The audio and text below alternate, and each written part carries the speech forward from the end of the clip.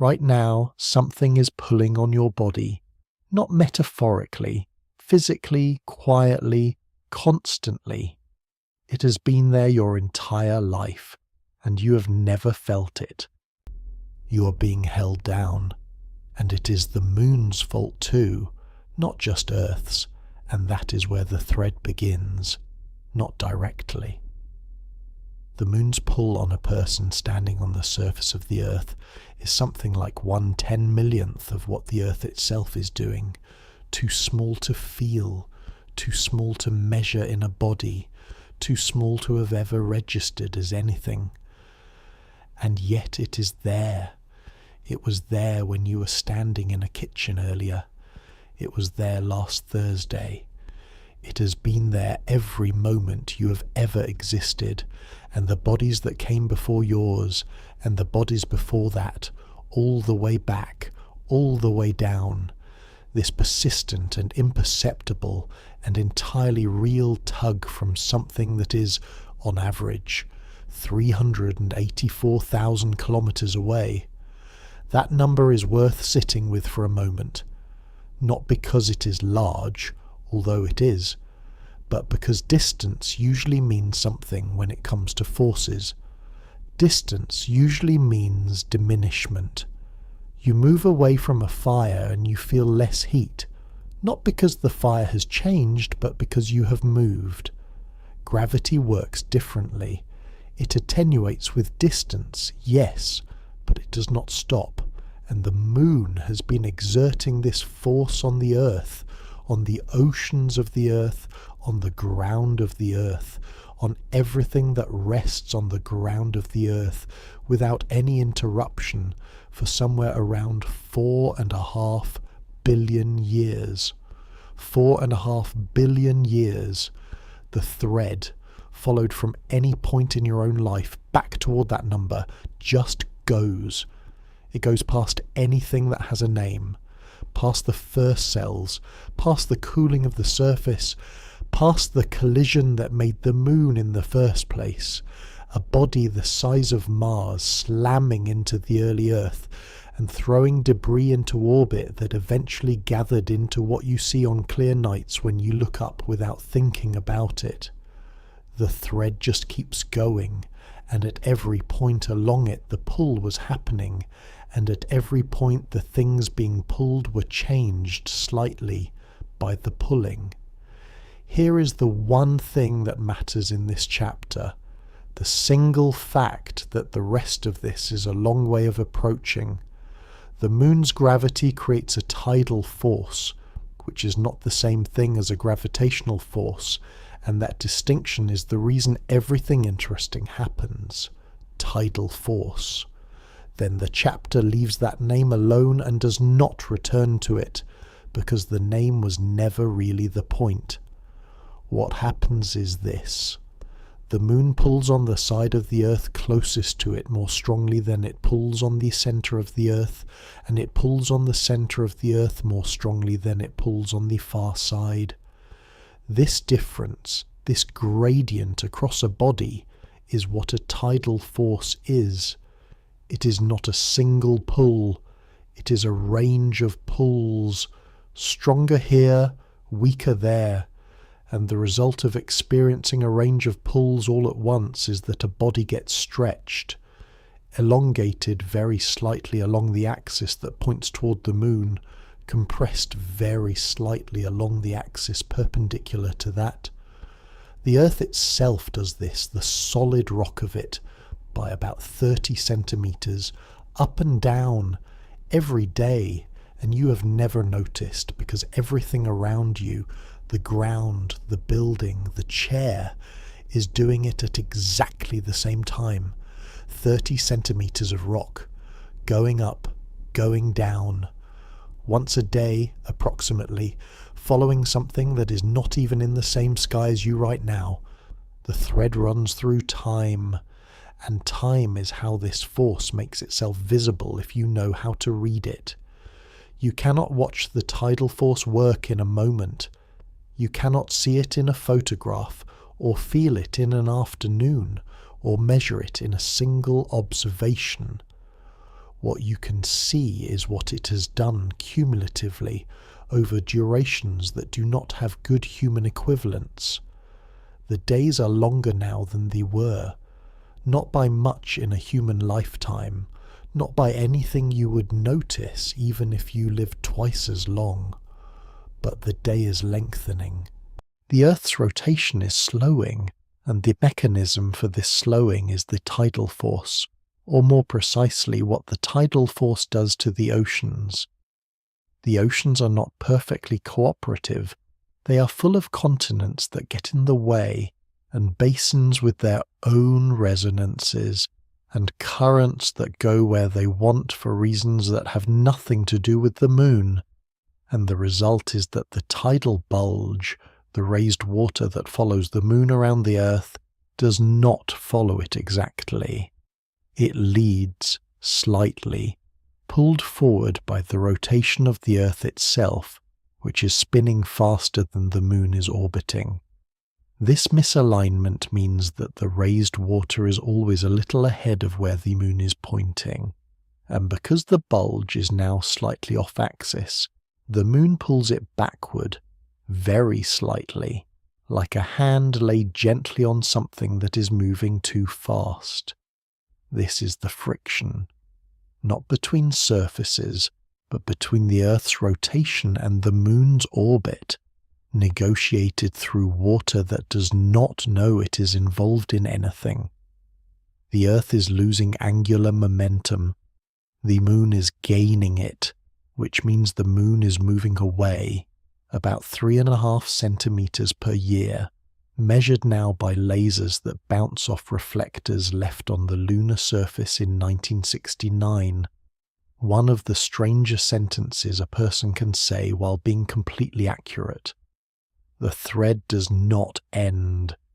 That is the thing about following a single idea, all the way to its terminus. Either the terminus is a wall, where the thing stops existing, or it is an opening, where the thing extends past what you can follow it into. The slowing of the Earth's rotation will continue, very slowly, across timescales that have no usefulness as human units. Eventually, given enough time, the Earth's rotation and the moon's orbit would synchronize. The Earth would always show the moon the same face, the way the moon already shows us the same face, locked in by the same mechanism working in the other direction, a process that finished for the moon billions of years ago, and that the Earth has just barely begun. But the sun will change before that happens. The sun will expand before the Earth's day gets long enough to match the lunar month, and that expansion will do things that make the current conversation about tidal friction very small in comparison, so the thread does not end cleanly. It runs forward into a future that has its own separate story, and the chapter, following this particular thread, gets there and finds that the thread continues without it. There is the pull, there is the slowing, there is the moon, 3.5 centimeters further away than it was last year. Something about that last part is hard to finish a thought around. The ocean does not know it is being moved. You are mostly water, not metaphorically, literally. By mass, by volume, by the basic arithmetic of what you're made of, you're a wet thing that has learned to hold its shape. Somewhere between 55 and 60% of you, depending on how much muscle you carry and how old you are and a dozen other variables that do not matter right now, is water, held in cells, moving between them, sitting in the spaces between organs, doing what water does, which is to be wherever it can be, to fill whatever contains it, to move when something moves it. The moon is moving it right now. Too small to measure in a body, yes, we established that. But the principle is not small, and principles have a way of scaling. An ocean does not decide to rise. There is no moment of intention, no gathering of force, no preparation. The water that makes up an ocean is individual molecules, trillions upon trillions of them, each responding to the forces immediately around it. Pressure from the water above, pressure from the water below, the thermal energy that keeps it liquid, the salinity that changes how it behaves, and underneath all of that, the moon. The water on the side of the Earth facing the moon is pulled very slightly, more strongly than the water at the centre of the Earth. The water on the far side is pulled very slightly, less strongly. The result, as with the rock beneath it, is a stretching, an elongation. The ocean bulges toward the moon, and on the opposite side bulges away from it, not because the far side is being pushed, but because it is being left behind, the Earth accelerating toward the moon just slightly faster than the water on the far side can follow. Two bulges, one facing the moon, one facing away. The Earth rotates through them.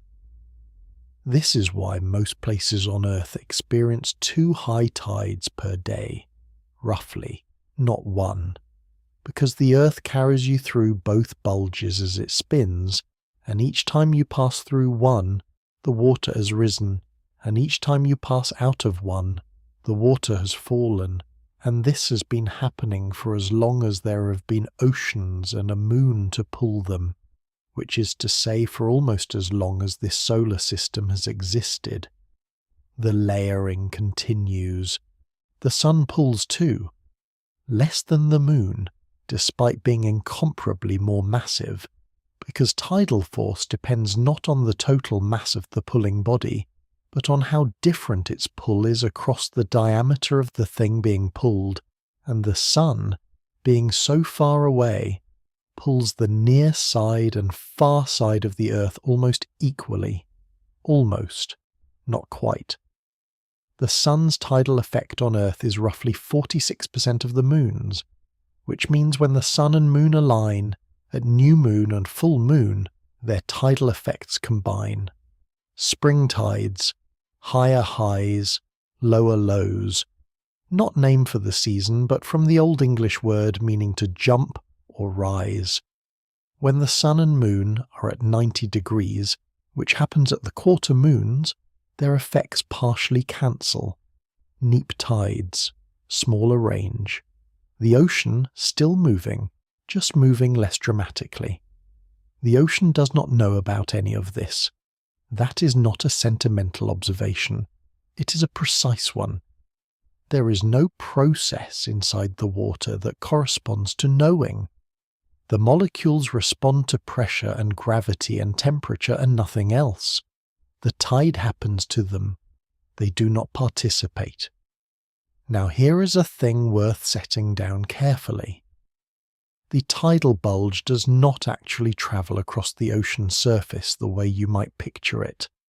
A smooth hump of water rolling west to east as the Earth spins.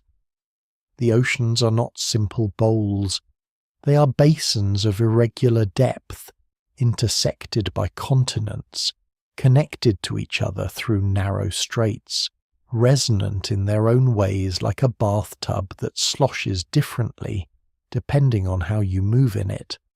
The actual behaviour of tides on the surface of the Earth is deeply complicated, the product of the underlying astronomical forcing and the specific geometry of every ocean and sea and bay and estuary that the water sits in. There are places where the tidal range is over 15 metres.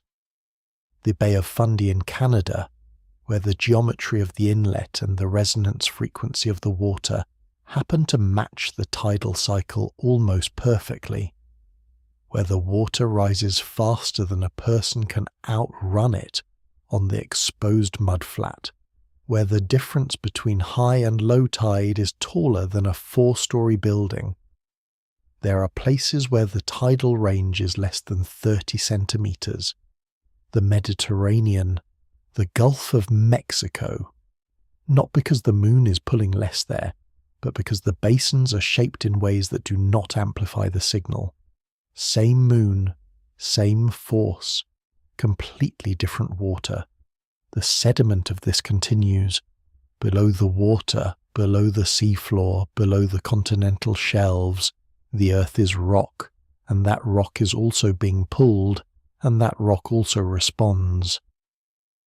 The solid earth tide, as it is called, is about 30 centimeters of vertical movement in the crust itself, as we have already noted, but it does something to the ocean tide that is easy to miss.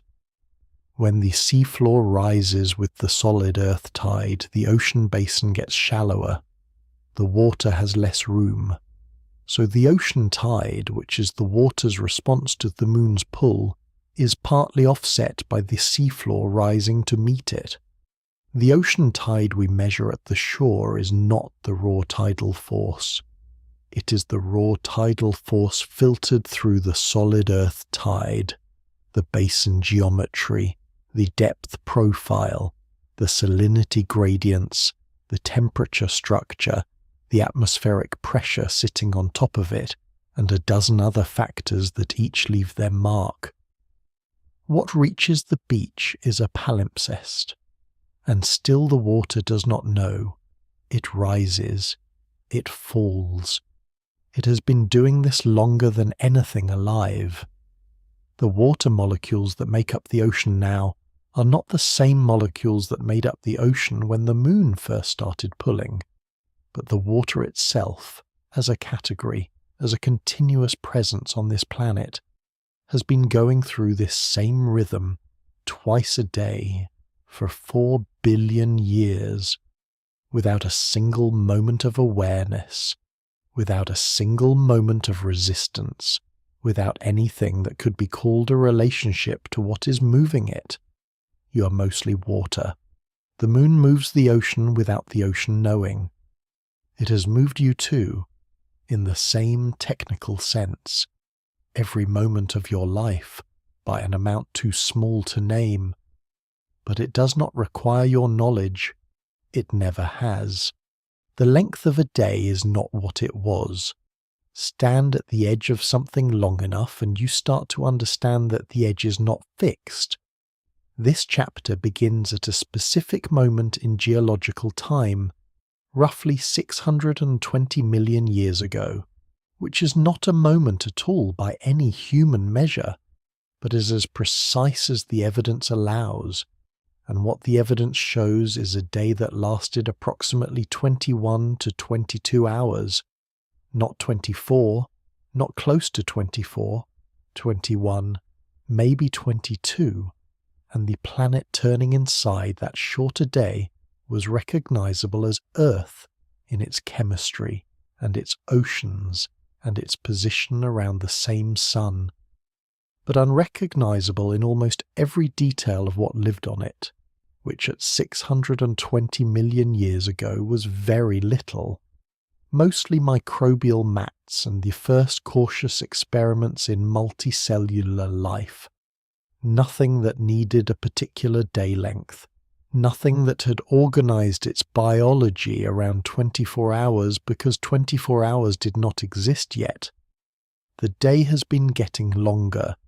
This is what the chapter has been waiting to say, not as a warning, not as an anomaly, but as a simple and well-documented fact that changes the way earlier chapters feel if you let it.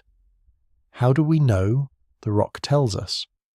In sedimentary deposits laid down in ancient tidal environments, the layering of sediment records the rhythm of the tides that deposited it. Thin layers and thick layers, alternating, the thin ones from neap cycles and the thick ones from spring cycles, or vice versa, and the number of laminae between one spring cycle and the next is countable. The way rings in a tree are countable, and what those counts tell us is how many tidal cycles there were in a lunar month, and from that, how long the day was. This technique is called cyclostratigraphy, in its broader form and tidal rhythmite analysis, specifically when applied to ancient tidal deposits. And it is one of the stranger things a geologist can do, which is to hold a piece of rock that is several 100 million years old and read out of it, from the pattern of its layers, the length of a day that no living thing was around to experience. The numbers vary by deposit and by era, and the uncertainties are real, but the direction is consistent. Go far enough back and the day was shorter. The days have been getting longer for as long as the moon has been pulling on the Earth, which is nearly as long as the Earth has existed. The mechanism is the one from before, the tidal friction. But now it has a history, and that history is what this chapter is built from. Longer, slower, quieter. Each year the day grows by roughly 1.4 milliseconds. Not each year exactly, because the rate has varied over geological time as the continents moved, and the ocean basins changed shape and the efficiency of the tidal friction changed with them. But across the full span of Earth history, the accumulation of those milliseconds, laid one on top of another, has produced the 24-hour day that living things have organized themselves around so thoroughly that the organization feels like a law of nature rather than a contingent fact about where we happen to be in a long process. It is worth pausing on the word contingent. The 24-hour day is not inevitable. It is not written into the physics of this solar system as a necessary outcome. It is where the day happens to be right now, in the 4.5 billion year process of the Earth losing angular momentum to the Moon. Earlier in that process, the day was shorter. Later in that process, the day will be longer. The biological machinery that you run on, the circadian rhythms, the hormonal cycles that track the light, the systems that tell you when to sleep and when to be awake, all of it calibrated to a day length that is itself a snapshot of an ongoing process, a number that was different before any life existed to use it, and will be different long after the last organism has arranged its sleep around it. There is something mildly vertiginous about that if you let it work on you properly. The sense that the basic unit of your day is not a fixed thing, but a position, a place the Earth currently occupies in a long, slow rotation down towards something that is not quite rest, but is at least synchronization. The eventual locked state where the day and the lunar month would be the same duration, and the tidal friction would finally, after billions of years, have nowhere left to go. That eventual state, the double tidal lock, where the Earth shows the Moon one face permanently, and the Moon shows the Earth one face permanently, and both bodies rotate in the same period as the Moon's orbit, is somewhere between 15 and 50 billion years away depending on which model you use, and the Sun will have changed beyond recognition long before then, so it functions less as a destination and more as a direction, a way of knowing which way the arrow is pointing without expecting to see where it lands. But the arrow is real. The direction is real. Every day is slightly longer than the day before it, not perceptibly, not measurably, without atomic clocks and long baselines, but genuinely, physically longer, by fractions of milliseconds that are as real as any other measurement, and that accumulate over time into the difference between the day you live in and the day that an ancient seafloor recorded in the spacing of its laminae. The zoom has reached its smallest scale now, and the smallest scale turns out to be a unit of time, the millisecond, the 1.4 milliseconds per year that the day grows by, which is not a number a human body can register and is also the most precise way to say what the moon has been doing to the Earth for 4 billion years. It has been slowing it, one tide at a time, one dissipated wave at a time, one fractional transfer of angular momentum at a time, from the spinning Earth to the orbiting moon, so gradual that no civilization in human history has ever directly felt it, so consistent that it has never stopped. Not once, not for a single rotation, not during the mass extinctions or the ice ages or the formation of every mountain range that has ever risen and worn down and risen again. The day you are in right now is 1.4 milliseconds longer than the day this time last year. By the time you have heard that sentence properly, that particular fact has had a moment to settle, and either it settles as something strange or it does not settle at all, and both of those outcomes are fine, and the chapter does not especially need to resolve the question of which one it is. What lives by the clock the moon sets? The horseshoe crab is already moving. It has been moving for about an hour, hauling itself across the seafloor in the dark, following gradients of temperature and pressure, and something else. Something that the crab does not experience as a force from the sky, but that is in fact exactly that. High tide is coming.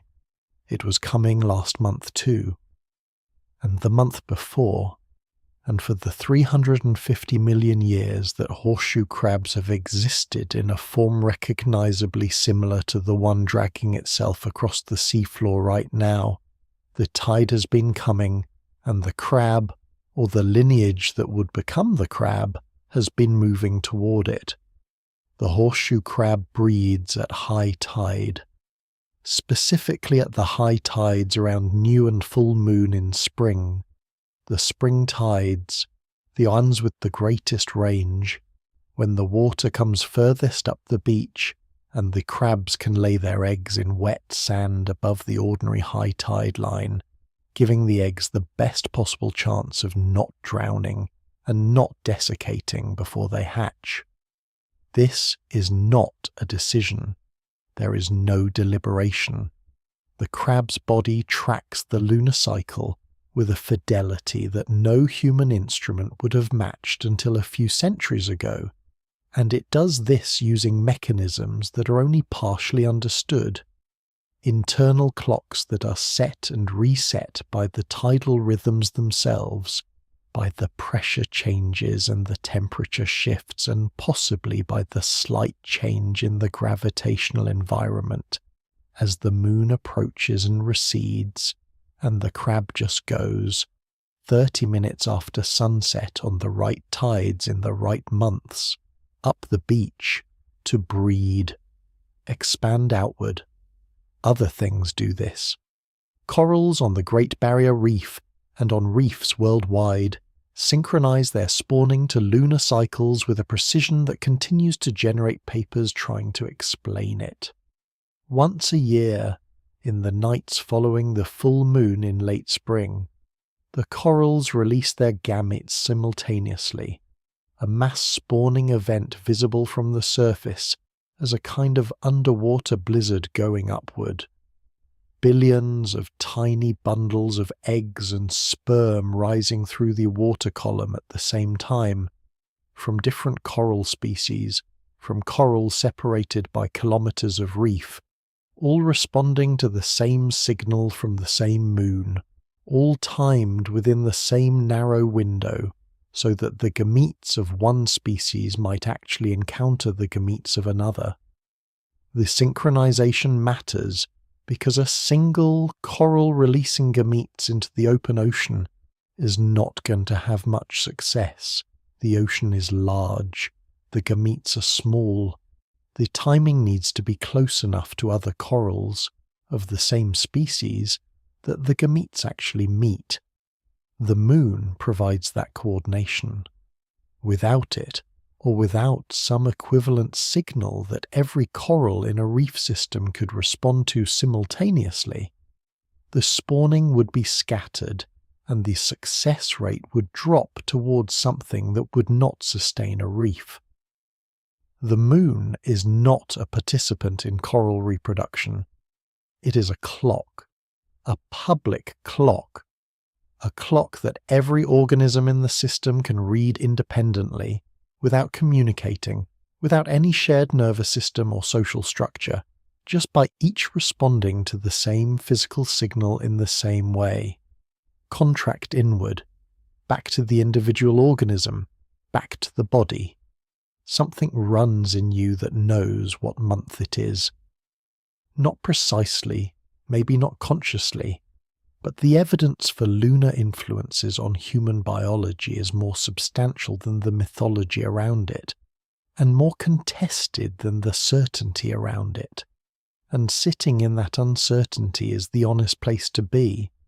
Menstrual cycles average close to the lunar month, though they vary enough from person to person and month to month that the alignment is statistical rather than mechanical.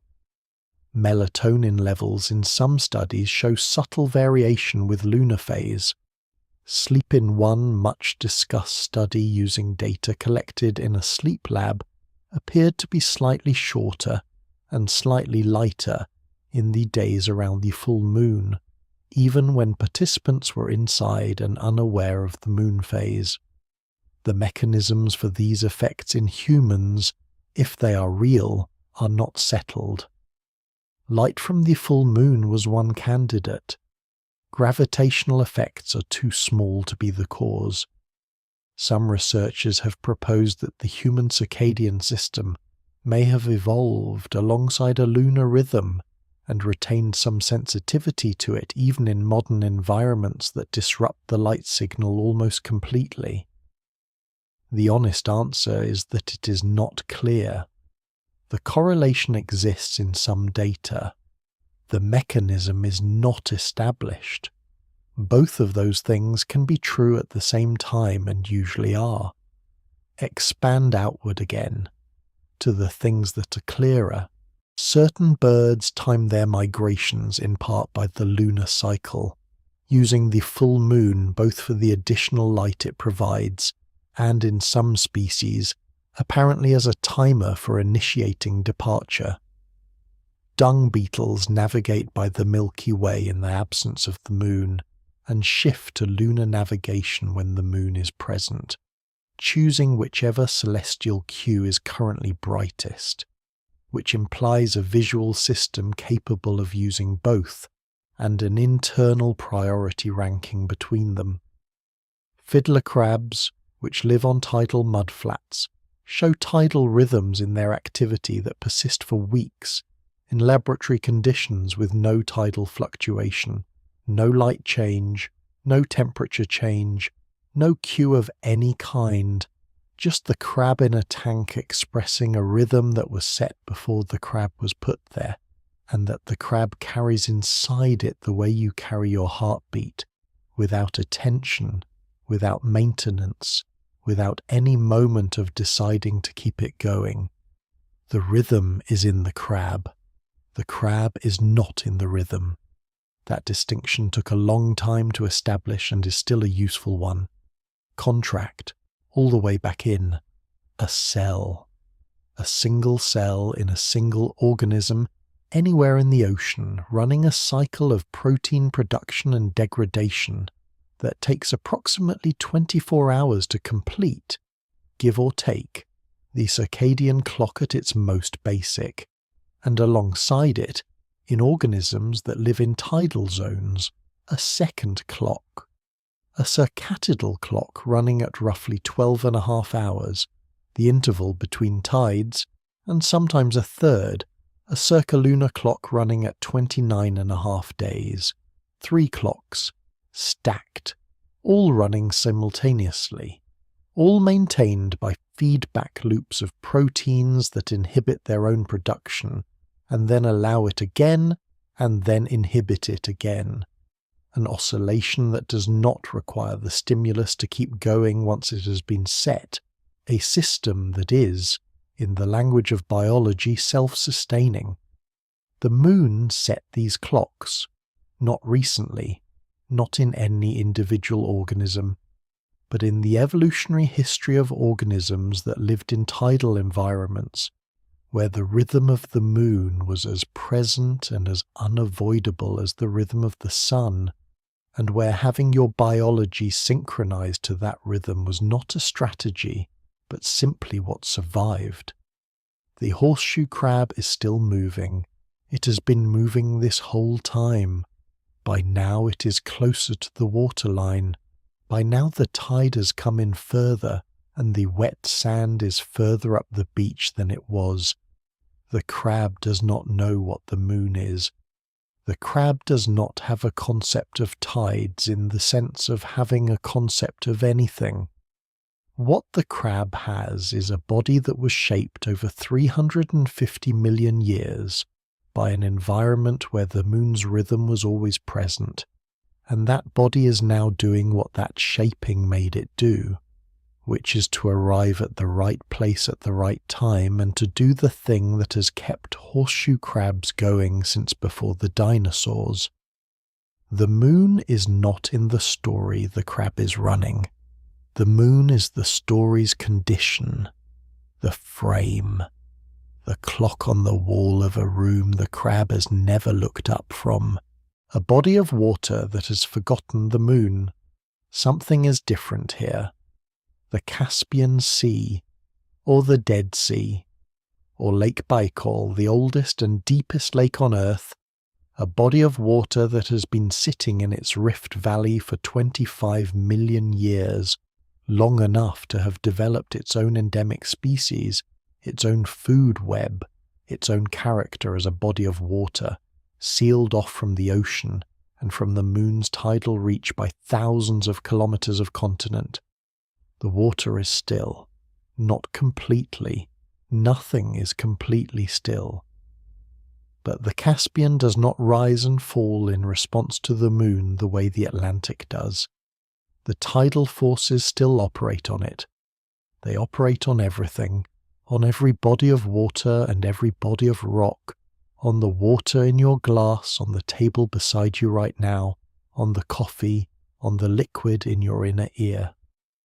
The force does not exempt anything, but size matters. A tidal force operates across a body of water by creating a difference in the pull on one end versus the other, and the greater the distance between those two ends, the greater the difference, and the greater the difference, the more significant the response. The Caspian is roughly 1,100 kilometers long. The Atlantic is roughly 8,000 kilometers wide at its widest.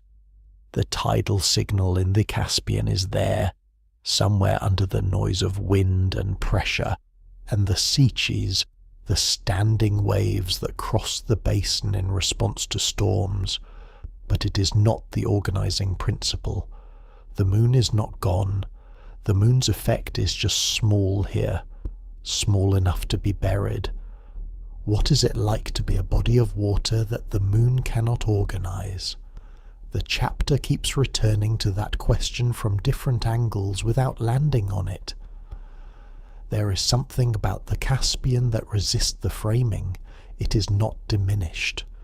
The fisheries that have existed in it for thousands of years, the sturgeon that produced the most expensive caviar in the world, the biodiversity that accumulated in 25 million years of isolation, none of that is a consequence of the moon's absence. The Caspian is its own system. It has its own rhythms, wind-driven, seasonally stratified, responding to the pressure systems that cross the Eurasian landmass above it. The orbit of this chapter: does the absence of a thing define a place? Go to the Mediterranean. The Mediterranean is not quite landlocked. It is connected to the Atlantic through the Strait of Gibraltar, a passage that is only about 14 kilometers wide at its narrowest, and through this passage flows the tidal signal from the Atlantic into the Mediterranean basin, but attenuated, and the Mediterranean's own geometry does not amplify it the way the Bay of Fundy does, so the tides in most of the Mediterranean are small, often less than 30 centimetres, sometimes less than 10. Ancient peoples who lived on the Mediterranean coast and then travelled to the Atlantic were reportedly disoriented by the tides. The degree to which this is documented is uneven, but the idea is plausible because the Mediterranean experience of the sea is genuinely different. The water level is not something that changes dramatically through the day. The harbour you tie your boat to is roughly the same depth of water in the afternoon as it was in the morning. The moon is overhead. The moon is pulling. The water simply does not have enough room to respond. The orbit again. The same question from a different distance. What does an enclosed sea know about the moon? Nothing, in the sense we have been using. The water molecules do not know anything. But there is a second version of the question that is more interesting. What has life in an enclosed sea organised itself around, if not the tidal rhythm? In the open ocean and on tidal coasts, the moon's rhythm is one of the most reliable environmental signals available. Consistent, astronomical, not subject to the local weather. A biological clock that uses it has access to something dependable and universal, available everywhere the oceans reach. In the Caspian, or the Dead Sea, or a lake, the tidal signal is not available, or not available at the same amplitude. The biological rhythms that are present are organised around light, around temperature, around seasonal variation, around the rhythms that do reach enclosed water systems. The circadian clock, the 12.5-hour oscillation that runs in tidal organisms, has nowhere to go in a landlocked lake. There is nothing to synchronize to. Over evolutionary time, isolated in a basin, a lineage might lose that clock if it costs something to maintain and provides nothing in return, or it might retain it in a dormant form, or something in between. The chapter cannot resolve what actually happened in the Caspian specifically, because the molecular chronobiology of Caspian species is not a well-studied area, and stating a clean conclusion here would be overstating what is known. The chapter orbits this instead. The absence of tides is an absence of a certain kind of time, a form of temporal silence. The Dead Sea is dying. This is not metaphor. The Dead Sea is shrinking at a rate of more than 1 metre per year, its water level dropping as the Jordan River, which feeds it, is diverted for agricultural and municipal use, and as the evaporation in the region continues without the replenishment that would normally occur. It is landlocked, saltier than any ocean, and now also diminishing. The moon pulls on it. The moon has pulled on it throughout its geological history. The Dead Sea does not care. It has no tides to speak of. It has no organisms with tidal clocks, because almost nothing lives in it. It is one of the most extreme examples on the surface of the Earth of a body of water that exists entirely outside the moon's organizational reach, and it is getting smaller. The moon will not notice. The chapter has been orbiting the same question all the way through. What does it mean to be a place the moon cannot reach? The answer keeps arriving as a shrug, not a dismissive one, an honest one. The enclosed seas have their own systems, their own rhythms, their own deep histories. The moon's absence is not experienced as absence by anything in those waters. Absence requires something that could have noticed a presence. The Caspian does not miss the tides.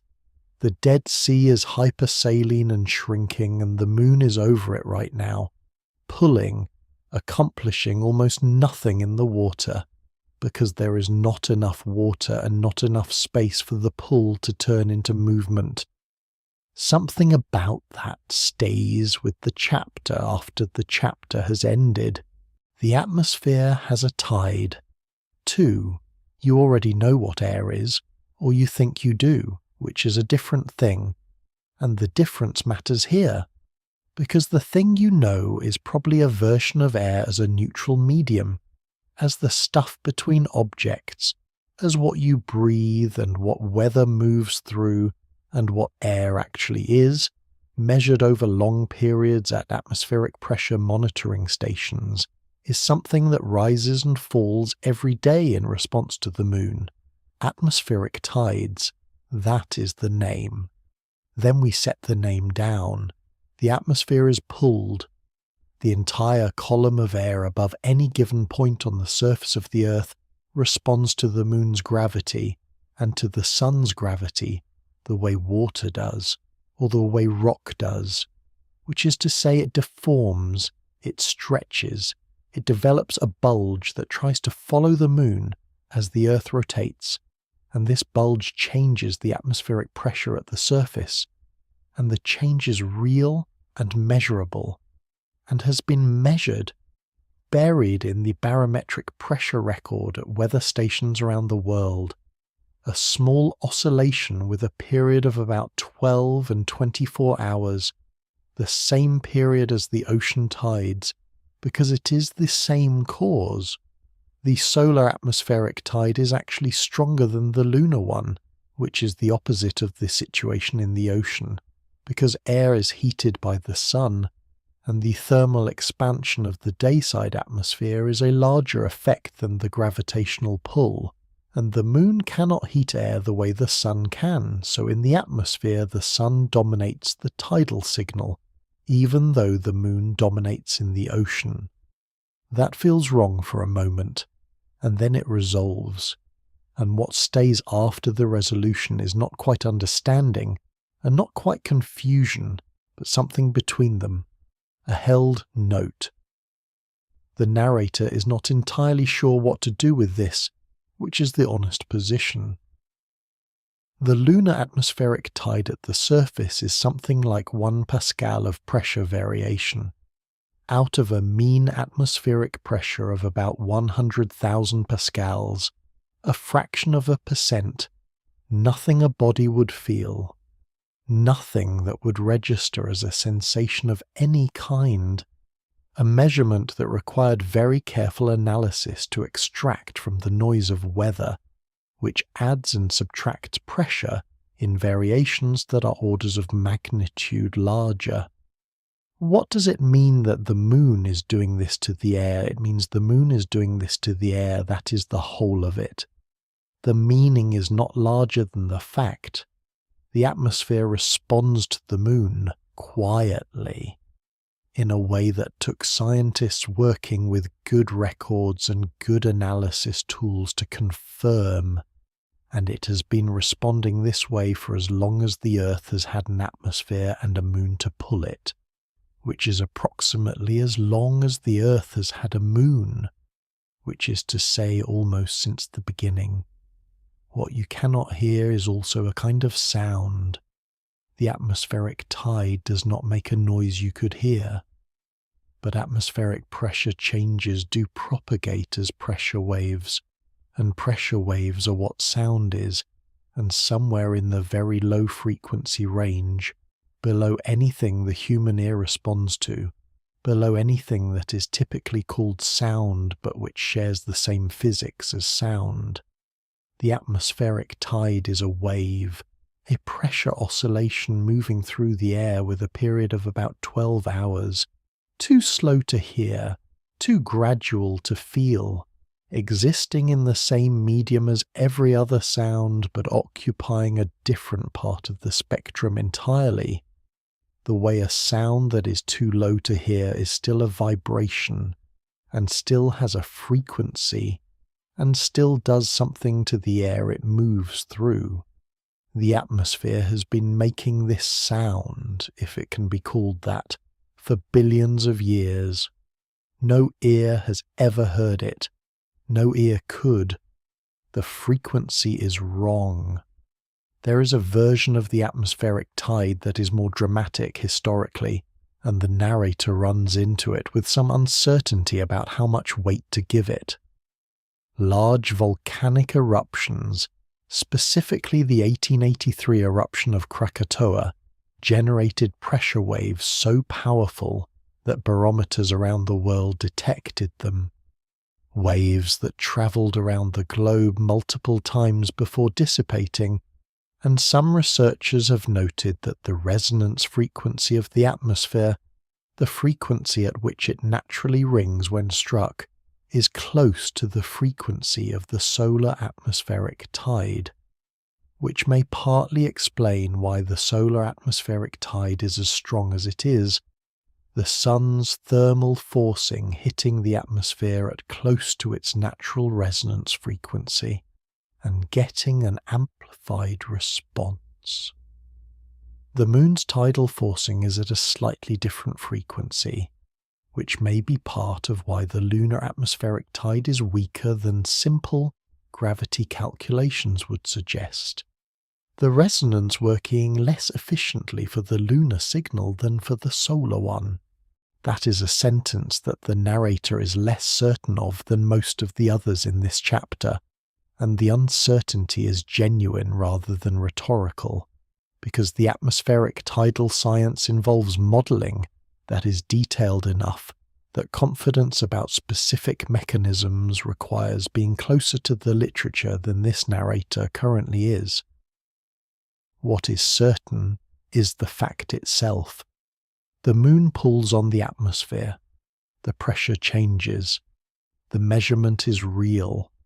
The thread runs from the pressure change to what the pressure change does, and what it does is almost nothing you can point to directly, which is itself something. Atmospheric pressure affects the boiling point of water. A small change, a fraction of a degree in most cases, but the change is real. Atmospheric pressure affects how gases dissolve in liquids, which affects how oxygen and carbon dioxide move between the ocean and the atmosphere, which affects photosynthesis rates and respiration rates at the surface of the ocean, which affects the organisms that depend on those processes. The lunar atmospheric tide is unlikely to be a dominant driver of any of these effects. The variations it produces are small enough that weather and seasonal cycles bury them easily. But the chain of causation is real, from the moon to the air pressure to the dissolved gas concentration to the rate at which a phytoplankton at the ocean surface is producing oxygen right now as you're reading this. The moon is somewhere in the causal history of that breath, narrowly, fractionally, there. The tectonic record. To read what the moon has done to the Earth, begin far enough away from the moon that the connection is not obvious. Begin in a quarry in Western Australia, or in the sedimentary exposures along the Yangtze River, or in the outcrops of the Precambrian in Scotland. Somewhere that ancient rock is exposed at the surface, rock that was seafloor once, rock that was laid down in an environment where tides came and went with the regularity that tides have always had, and that was then compressed and buried and eventually uplifted and eroded until someone with a hand lens and an understanding of sedimentary structures came along and looked at it and understood what they were seeing. What they are seeing is the moon. Not directly, not the moon as an object, but the moon's rhythm, preserved in layers of sediment, the way a heartbeat is preserved in an electrocardiogram as a pattern in something that recorded it. The layering works like this, across time rather than theory. A tidal environment deposits sediment in pulses. When the tide is high and the water is moving, sediment is carried, and when the water slows at slack tide, the sediment falls. When the tide is low, the flat might be exposed or nearly so, and a different kind of deposition happens, or none at all. So the sedimentary record in a tidal environment has a texture to it, alternating layers of coarser and finer material, reflecting the rhythm of the tides. Within each tidal cycle there are 2 highs and 2 lows, so 2 depositional pulses and 2 slow periods per day. Within each lunar month there is the spring-neap cycle, the alternation between large tidal ranges at new and full moon and smaller ranges at the quarters, and this cycle leaves its mark too, as a modulation in the thickness of the laminae, thicker during spring tides and thinner during neap tides. The pattern repeats at the fortnightly period, and because the fortnightly period is a fraction of the lunar month, counting the number of laminae between successive spring tide layers gives you the number of tidal cycles in a lunar month, which gives you the ratio of the day length to the month length, which tells you how fast the Earth was spinning when that sediment was deposited. This is a chain of inference that is both fragile and robust. Fragile because any single layer can be disturbed, bioturbated, eroded, interrupted by storm deposits. Robust because the pattern across many layers in well-preserved sections is consistent, and the numbers it produces agree with independent estimates from other methods. A pause. 620 million years ago, 21 hours, give or take. That is what the rocks say. The building continues. 850 million years ago in rocks from what is now Canada, the tidal rhythmite analysis suggests a day of roughly 18 to 19 hours and a lunar month that was correspondingly shorter because the moon was closer. Because the moon's recession is continuous, and going back in time means a moon that was nearer and moving faster in its orbit. A closer moon in a shorter month. A shorter day because the Earth was spinning faster, still in the early stages of being slowed by the very moon it was closer to, and going back further still, to the earliest Precambrian, the estimates become less certain because the rock record is less complete and the uncertainties compound. But the extrapolation from the well-dated sections and from the physics of the tidal friction model suggests that very early in Earth's history, perhaps 4 billion years ago, the moon may have been close enough and the Earth spinning fast enough that the day was somewhere between 6 and 10 hours long. A day of 8 hours. Imagine trying to calibrate a biology to that, which is of course the wrong way to think about it because there was no biology then, and nothing needed to calibrate to anything, but the imagination keeps reaching for the familiar, and finding that the familiar does not extend to 8-hour days on a planet without life, and with a moon 3 times closer than it is now. The sun rising every 4 hours, setting every 4 hours, the tidal range enormous, the storms violent in a thin early atmosphere, the rock beneath being deformed and rebound twice in every 24 of the hours we currently use to measure things. The sediment does not care about any of this. The sediment did what sediment does, which is to settle where the water puts it, and in doing so it left a record, and in the record is the moon, and in the moon's position at any given time in that record is the history of the interaction between 2 bodies that has been running without interruption since they both came into being, the Earth losing something, the moon gaining it, the gap between them growing, the day lengthening, the record thickening, layer by layer by layer. The earliest tidal rhythmites that have been interpreted with confidence are from around 3.2 billion years ago in what is now South Africa. They are imperfect. The preservation is incomplete. But the pattern is there, the alternating laminae, the spring neap modulation, and the count gives a day of roughly 17 hours for the Mesoarchean Earth, and a moon that was already receding, already in the process of becoming the object at 384,000 kilometers that you can see on clear nights. The rock has been reading the moon this whole time. We just had to learn how to read the rock. The technique is not old. The first confident interpretations of Precambrian tidal rhythmites came in the latter decades of the 20th century, which means that for most of the time humans have been doing science, this information was sitting in the rock, and we did not know how to ask for it. What else is sitting in the rock that we have not yet learned to ask for is a question the chapter does not answer, because the chapter does not know. And knowing that it does not know is the most honest place to stop. Something the body does at certain latitudes begin inside a cell in a gland the size of a pea.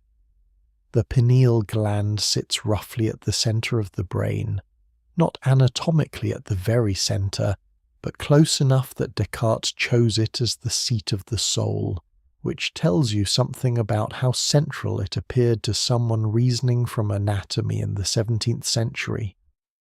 It is sensitive to light, or more precisely to the absence of light, and when darkness has persisted for long enough, it releases melatonin, which does several things, one of which is to make you sleepy. This is not a remarkable system.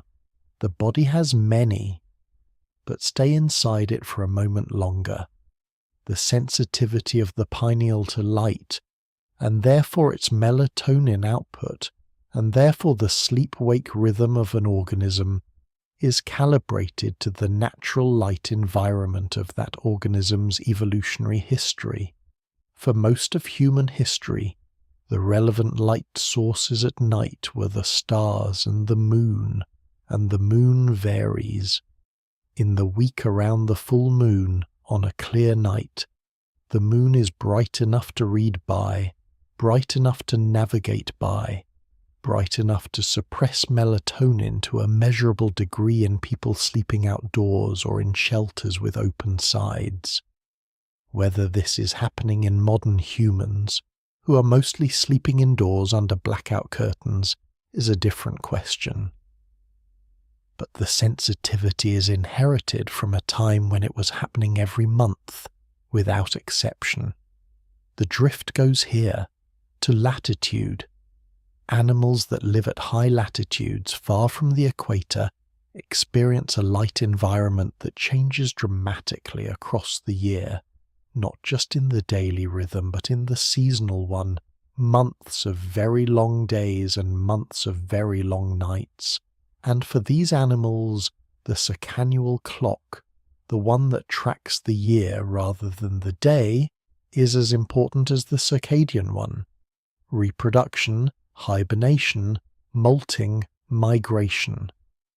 All of these need to be timed to the season, and timing to the season means tracking the annual light cycle.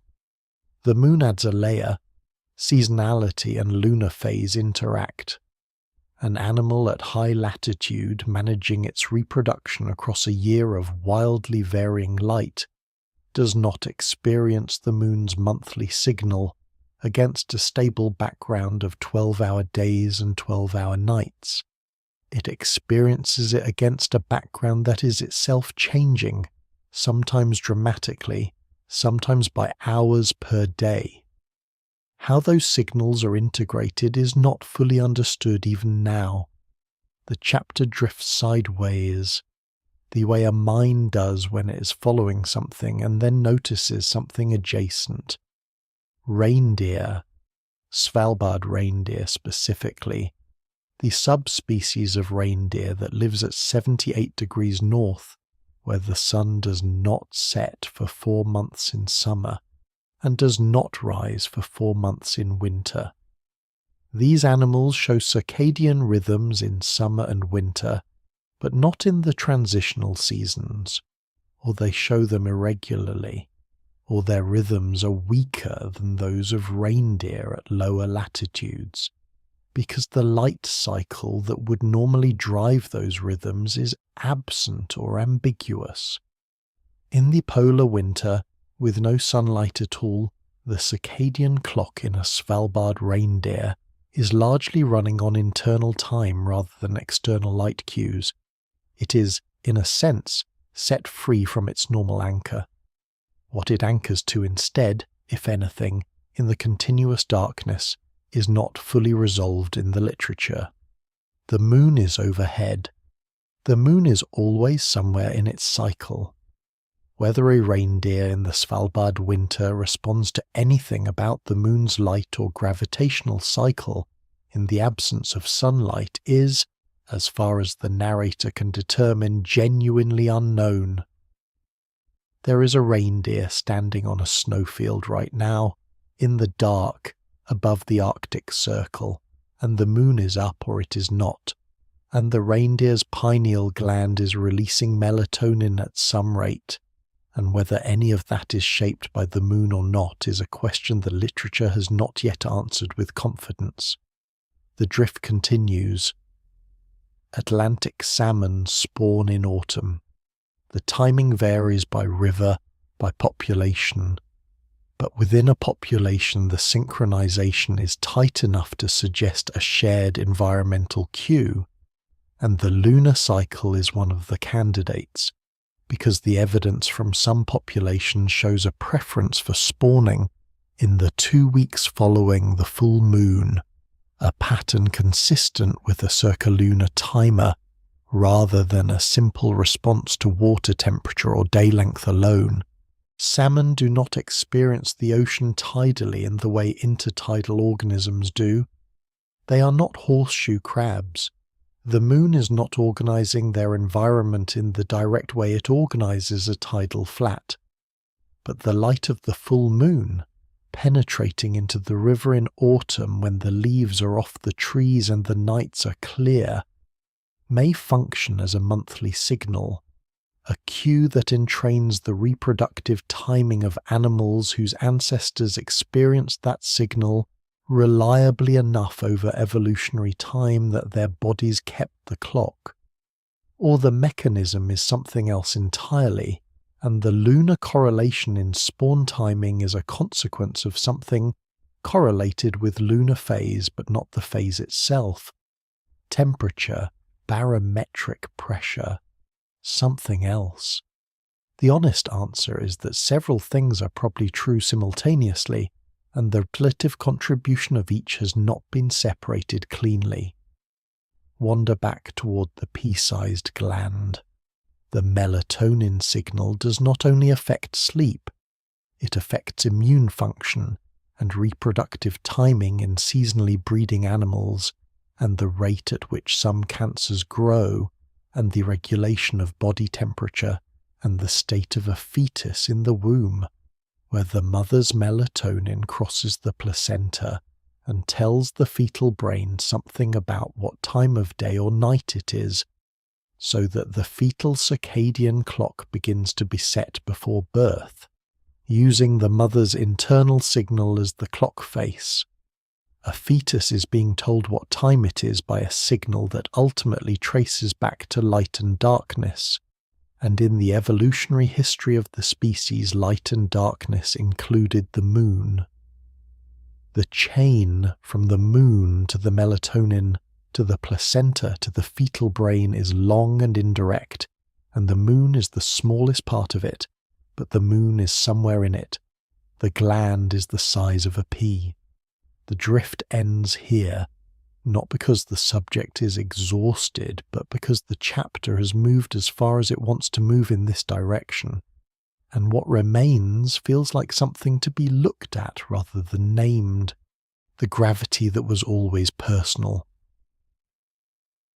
Right now, the moon is somewhere above the horizon or below it, and the difference in the gravitational pull it exerts on the top of your head versus the bottom of your feet is approximately 1/10 billionth of a Newton per kilogram, which is a number that has no body-based equivalent and no sensation attached to it, and is too small to be measured by any instrument you could apply to a human being. And yet it is real. And yet it has been real every moment of your life. And yet it was real for every person who has ever lived, in every place they have lived, whether they were standing in a rice field or sitting in an apartment, or lying in a field at night, looking at the moon whose pull they could not feel, but which was present above them in the measurable physical sense of exerting a force that had a direction and a magnitude and a consequence. The threshold this chapter opens at is not a physical one, it is a perceptual one. The moment before something you have always been inside becomes visible to you as a thing you are inside. The chapter orbits this. What does it mean to be acted on by something you cannot perceive? Every atom in your body is being pulled toward the moon right now, with a force too small to measure in a body, and every atom in your body is being pulled toward the sun with a force slightly larger than that but still unmeasurable in a body, and every atom in your body is being pulled toward the center of the Milky Way with a force smaller still, and in every case the pull is real, the force is real, the effect on the trajectory of those atoms through space is real, and none of it has ever crossed any sensory threshold you possess. The gravity of the moon is not a metaphor. It is not a poetic way of describing influence. It is an actual physical force that is operating on you right now, that has operated on you every second of your existence, that will operate on you until the end of your existence, and that you have never felt and will never feel, because the magnitude is too small for biology to have developed sensitivity to it. This is different from being affected by something you have not noticed. You have probably not noticed the sound of your own heartbeat most of today, but if you attend to it, you can. The moon's gravitational differential across your body is different. You cannot attend to it and find it. There is no attending carefully enough. This signal is below the physical threshold of any detection system a living thing has developed. The orbit continues at a slightly different distance.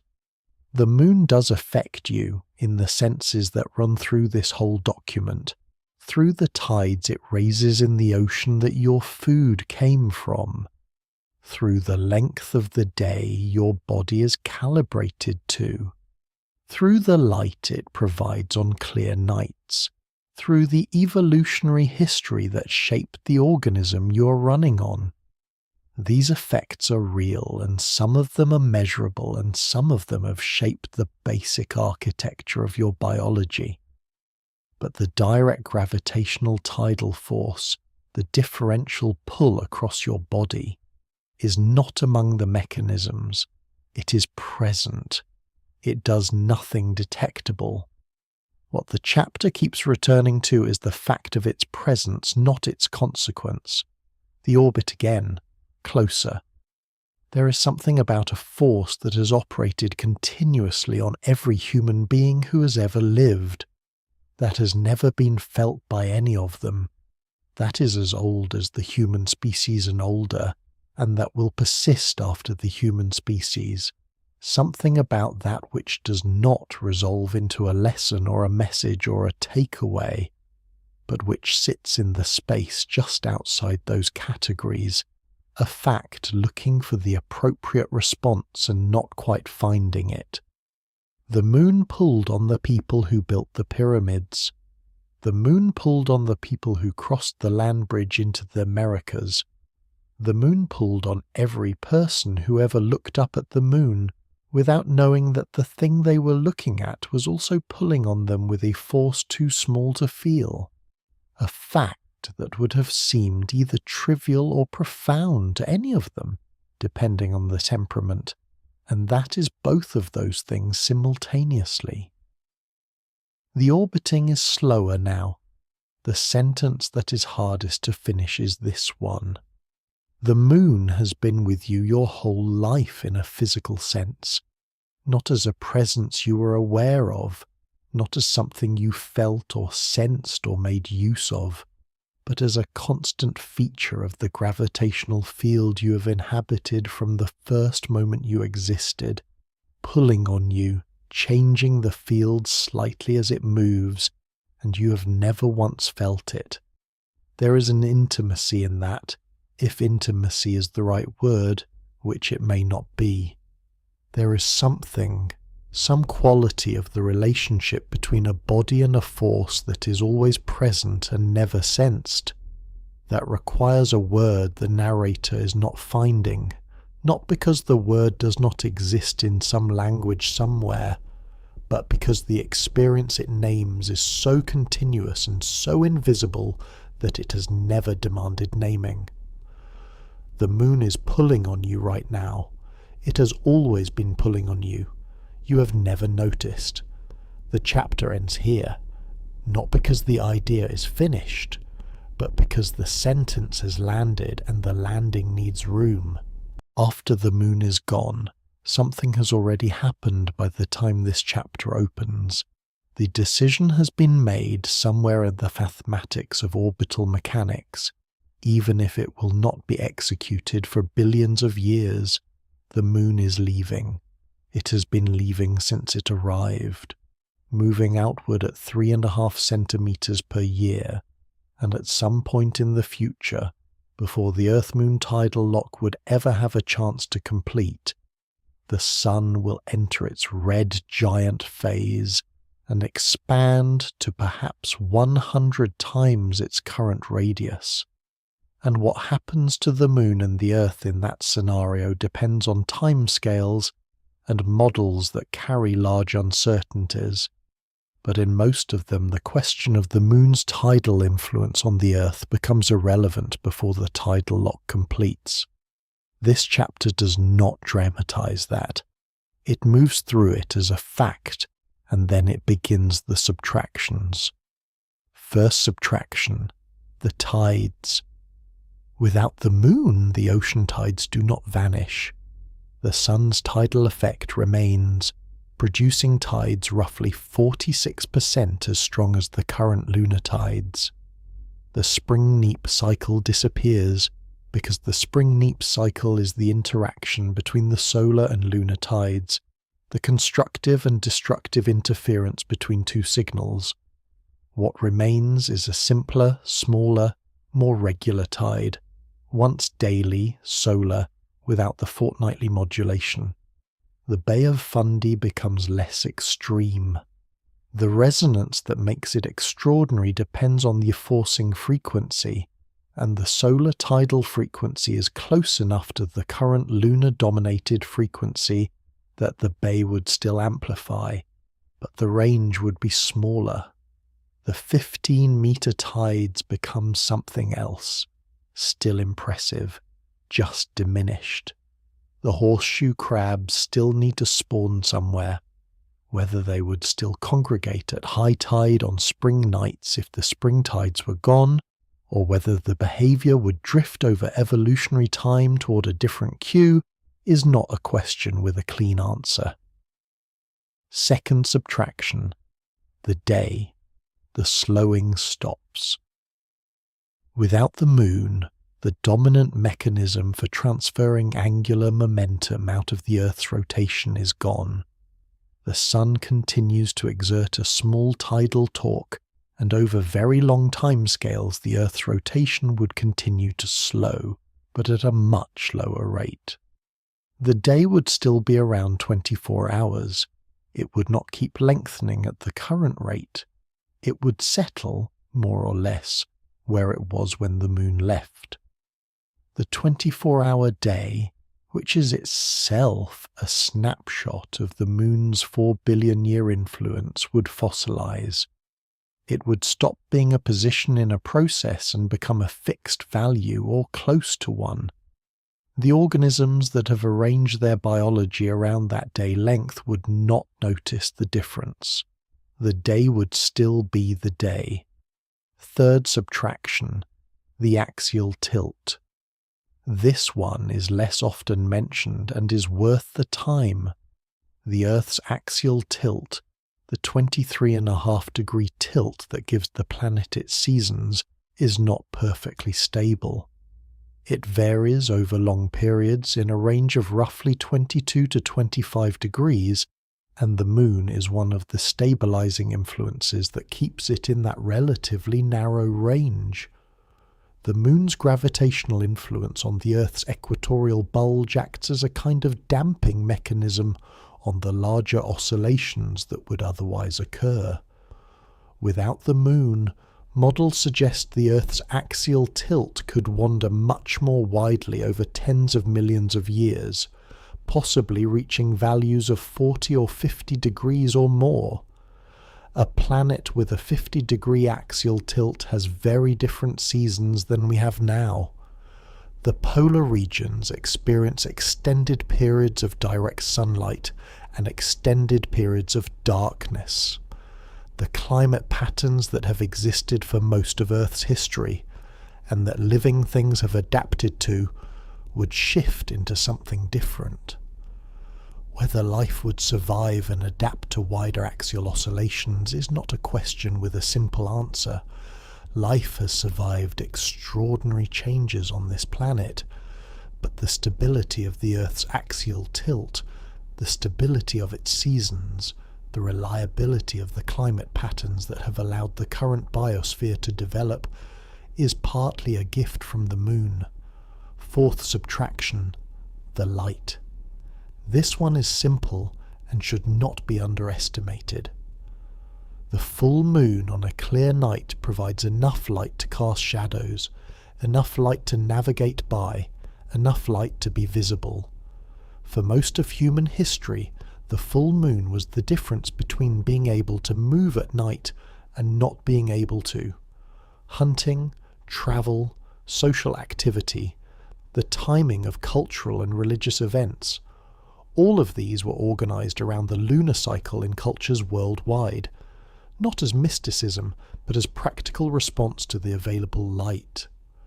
A world without the moon is a darker world at night. The stars remain, but the stars do not cast shadows. The stars do not turn a landscape silver. The biological sensitivity of many animals to the full moon's light, which runs through this whole document, from melatonin suppression to spawning synchronization, depends on the moon being there and being bright. Without the moon, the night sky is unquestionably more dramatic. The Milky Way, currently washed out around full moon, would be visible every clear night. The stars would be more numerous in appearance. The darkness would be deeper. And something that has organized the behavior of life on Earth for hundreds of millions of years would simply be gone. Fifth subtraction, the calendar. Every culture that has ever used a lunar or lunar-solar calendar, and that is most of them in the historical record, built its year around the moon's cycle. The Islamic calendar, the Hebrew calendar, the Hindu calendar, the Chinese calendar, the calendars of cultures across Africa, the Americas, Polynesia. The month, as a unit of time, exists because the moon exists. The word month is, in most languages, a direct derivation of the word for moon. Without the moon, there is still the day and the year, the rotation of the Earth and the orbit of the Earth around the Sun. But the intermediate unit, the month, the 29.5-day cycle of the moon's phases, does not come from anywhere else. It would have to be invented rather than observed. Whether a civilization that had always lived under a moonless sky would find a natural 30-day unit, or whether time would be divided differently, in weeks that derived from something else or not divided below the year at all, is an interesting question about the relationship between natural cycles and cognitive structure. The thread runs to its end. Each of the systems that this document has been describing, the ocean tides, the lengthening day, the biological rhythms, the stabilized seasons, the nighttime light, the calendar, is returned to here briefly, with something removed from it. The ocean is still, not still, but smaller in its range. The day is fixed, not fixed, but no longer moving. The animals that spawned at spring tides are spawning at something else now, or they have found something else to synchronize to, or they have not, and the outcome of that is written in whatever survives. The night is darker. Not dark, but darker. The month is a human invention rather than a natural cycle. The axial tilt is wandering, slowly, into something different, and the moon is gone. Not gone. 3.5 centimetres further away than last year, and the year before that. 3.5 centimetres per year for however many years remain in the system's functional lifetime. The going is so slow that it cannot be called going in any experiential sense, and yet it is going. The thread runs out here, not because it has reached an end, but because the end is beyond the reach of the chapter, beyond the reach of any calendar, in a future that physics can gesture toward, but not describe in the way you would describe a place you had been. The moon is 3.5 centimetres further away than it was last year. The Earth's day is 1.4 milliseconds longer than it was last year. The horseshoe crab is already moving.